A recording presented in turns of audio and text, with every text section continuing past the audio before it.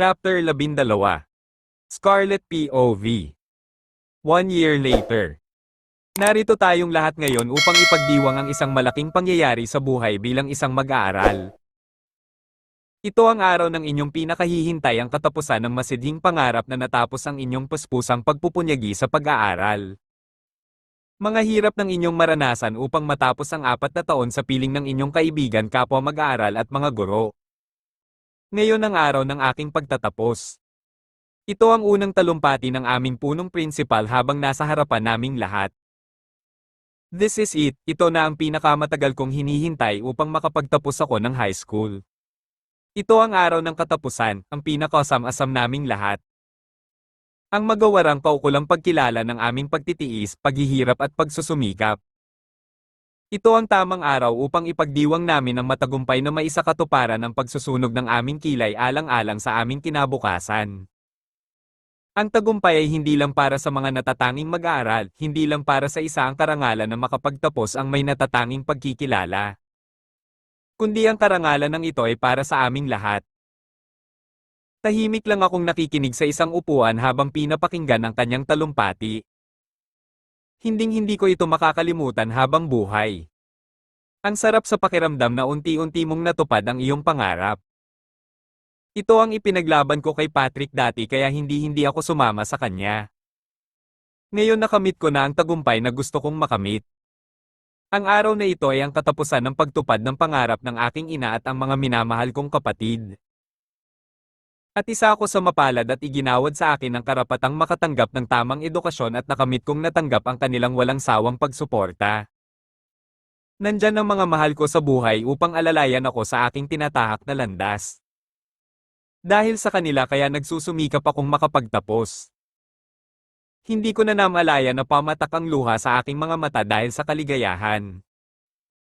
Ang araw na ito ay ang katapusan ng pagtupad namin sa pangarap ng aming mga magulang. Ang pangarap nila na mabigyan kami ng tamang edukasyon. Kung hindi dahil sa kanila, hindi naman namin makakamit ang ganitong tagumpay. Mapalad kami at iginawad sa aming mga magulang ang karapatang makatanggap ng tamang edukasyon at mainit naming natanggap ang kanilang walang sawang pagsuporta sa aming pag-aaral. Sa kanilang mahabang panahon na iginugol at kaalaman na itinuro at pagtuklas sa aming talino na kanilang nilinang kung kaya't nakarating kami sa espesyal na araw na ito.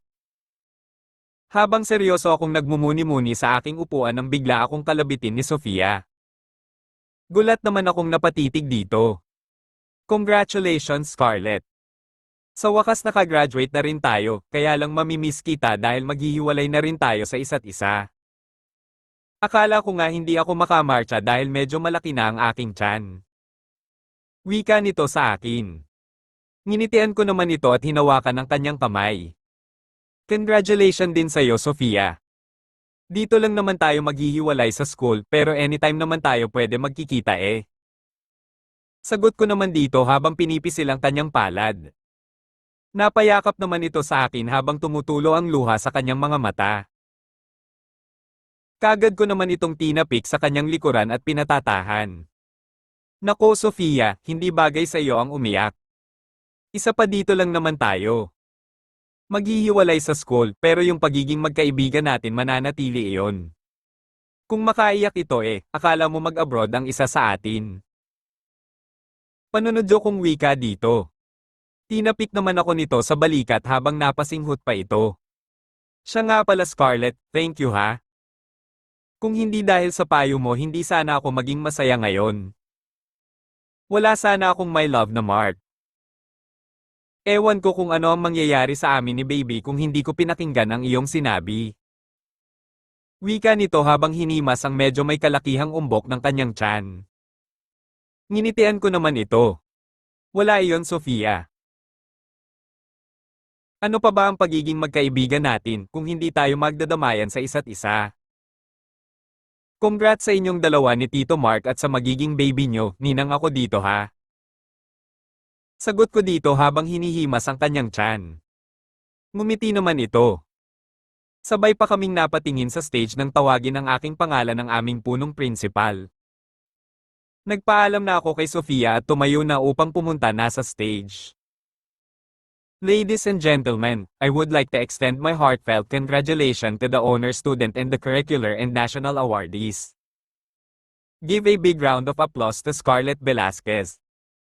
Habang naglalakad ako patungong stage, pinapatugtog naman ang music na, It's the Climb. Every step I'm taking. Every move I make feels lost with no direction. Bawat hakbang na ginagawa natin ay dapat pag-iisipang mabuti. Bawat kilos natin ay minsan parang naliligaw at wala itong direksyon.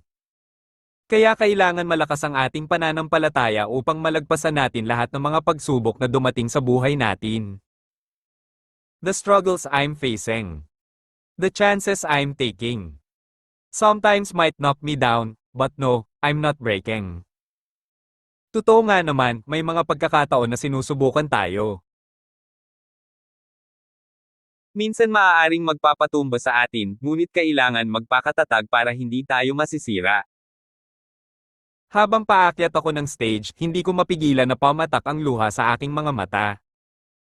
Luha ito ng kaligayahan, at luha ito ng aking tagumpay. Kasama ko ang aking ina na tumanggap ng aking mga awards. Ang mga award na matatanggap ko ngayon ay para ito sa aking ina at sa mga kapatid ko. Siyempre nagpapasalamat din ako sa taong nag-aruga at nagpaaral sa akin na si Mama Ann. At higit sa lahat nagpapasalamat ako sa Diyos dahil sa Kanya kaya nakamit ko ang ganitong mga awards. Maliban sa mga taong mahal ko sa buhay, tanging ang Diyos lamang ang aking sandigan para malagpasan ko lahat ng mga pagsubok. Pagkatapos kong tanggapin ang aking mga awards, sinabi ng punong principal na mag-iwan ako ng mensahe sa lahat ng mga estudyante na naririto ngayon sa aking harapan. Sa aking pagtatapos, nais ko pong pasalamatan ng buong puso ang aking ina at ang mga kapatid ko at ang taong nagsakripisyo para makapagtapos ako. Kung hindi dahil sa kanya hindi ko maabot ang tagumpay kung anong meron ako ngayon. Ang aking tagumpay ay tagumpay din ng mga mahal ko sa buhay. Sa muli, isang mainit na pagbati para sa pagtatapos nating lahat. Naway magtagumpay ang bawat isa sa atin. Sa ating buhay pag-aaral, gawain at higit sa lahat sa mata ng Diyos. Sa muli, maraming salamat po at magandang hapon sa lahat. Nagtayuan naman ang mga estudyante at nagpalakpakan ng lahat lalo na ang mga guro at ang punong prinsipal. Hindi ko na naman mapigilan na pamatak ang aking luha dahil sa mga kaganapan. Ngiting tagumpay naman ang tugon ko sa kanila. Ngayon ko lang nararamdaman na mas matamis pala ang tagumpay kung may kasawian muna. Oo, aaminin ko, medyo nadala ako sa nangyari sa amin ni Patrick noon dahil magkalayo kami sa isa't isa. Pero wala akong magawa dahil gusto kong makapagtapos ng high school kaya hinding-hindi ako sumama sa kanya. Pero ngayon, nakita ko na nagbunga lahat ng aking pagsakripisyo at pagtitiis. Nalalasap ko na ang tagumpay na matagal ko nang hinihintay. Ngayon ko naranasan na magtalumpati sa harapan ng mga estudyante at makatanggap ng maraming awards. Pagkababa ko ng stage narinig ko pa ang ibang mga estudyante na nag-congratulate ito sa akin, nginitian ko naman sila habang papunta ako sa aking paruroonan. Nakita ko naman si Mama Ann na nakangiti ito sa akin. Gulat naman akong napatingin dito. Ang alam ko kasi may pasok ito sa elementary school kaya hindi ko inaakala na makakapunta ito sa aking graduation ngayon.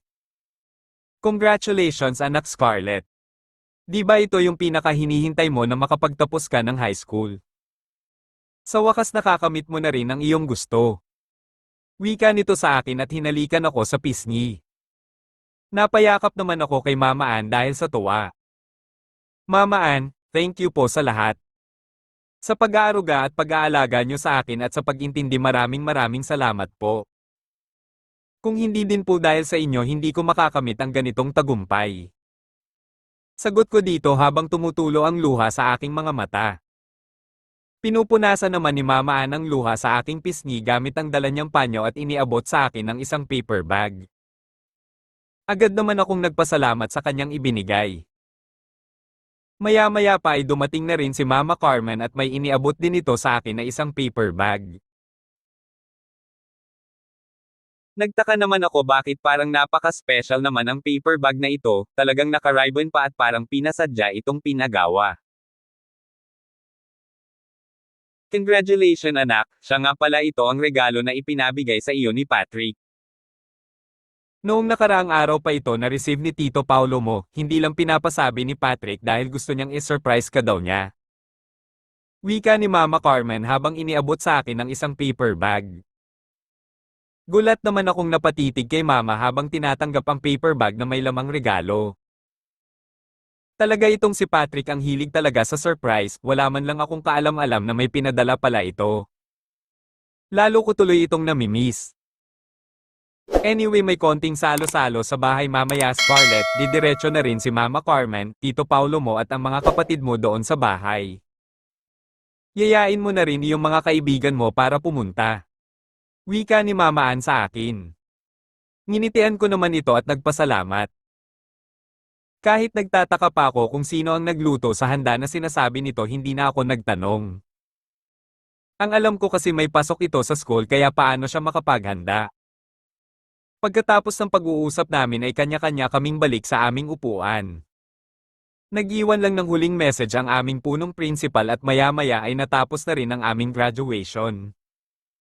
Kanya-kanya ng uwian kaagad ko naman sinabihan si Sofia at Tito Mark na doon na dumiretso sa bahay dahil may kaunting selo-salo. Agad namang sumang-ayon ang dalawa.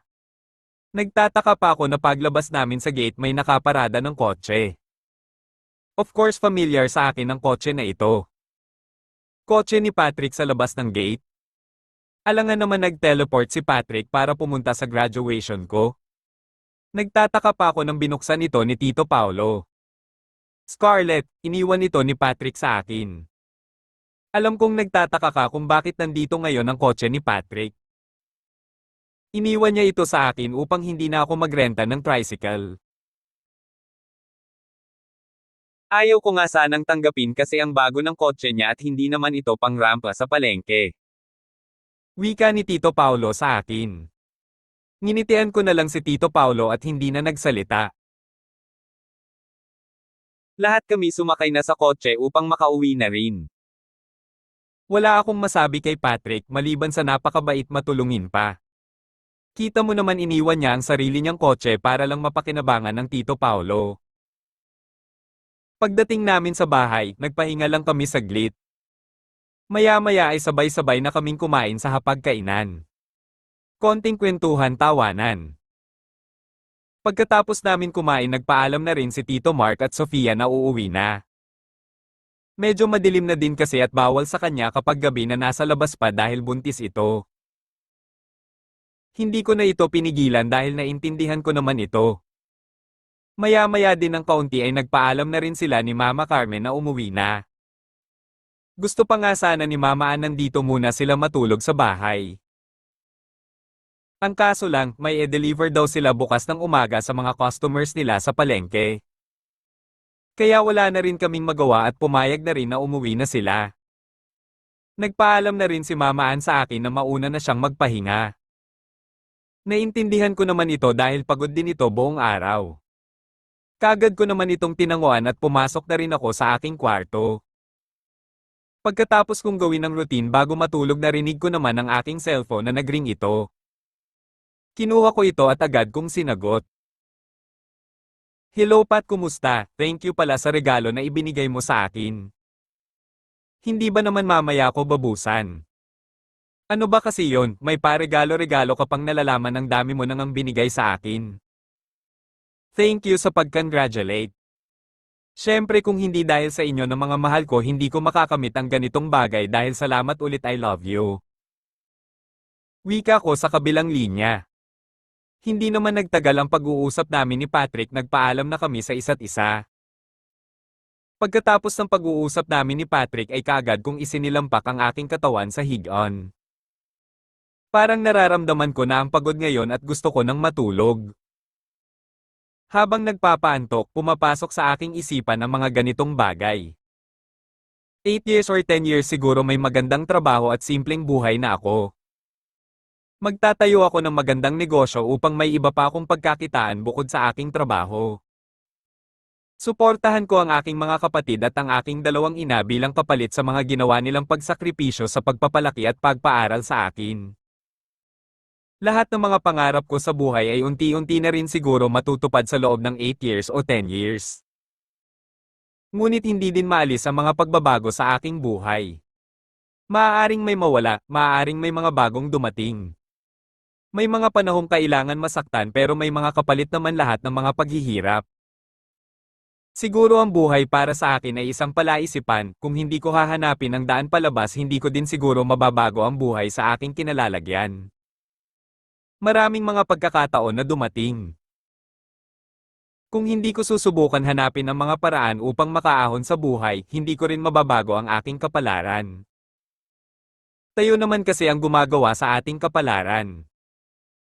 Kaya dapat lahat ng desisyon natin sa buhay ay pag-isipan natin mabuti. Mga desisyon na hindi tayo makakasakit ng kapwa at wala tayong nasasagasaan na tao. Masarap ang pakiramdam na ganoon na wala tayong masasaktang ibang tao. Siguro ang mga bagay lang na dapat kong gagawin ay ang bagay na makakabuti para sa akin at makakatulong sa aking pamilya. Hindi na ako humahangad na magkaroon ako ng sobra-sobrang yaman sa buhay. Ang nais ko lang naman ay makasama ko ang mahal ko sa buhay at tahimik at masaya ang aming pagsasama. Para sa akin, iyon ang pinakamahalagang kayamanan na nais kong makamit. Simpleng pangarap na dapat kong makamit panghabang buhay. Basta ang pinakaimportante sa atin ay mamuhay tayo ng mapayapa at masaya. Biglang nawala ang antok sa isipin kong iyon. Ang dali lang talaga mangarap pero ang hirap tuparin. Kailangan sabayan ng pagpupursigi para matupad mo ang iyong pangarap sa buhay. Bigla akong napabangon nang maalala ko ang mga regalo. Isa-isa kong binuksan ang mga paper bag at sinilip ang mga laman noon.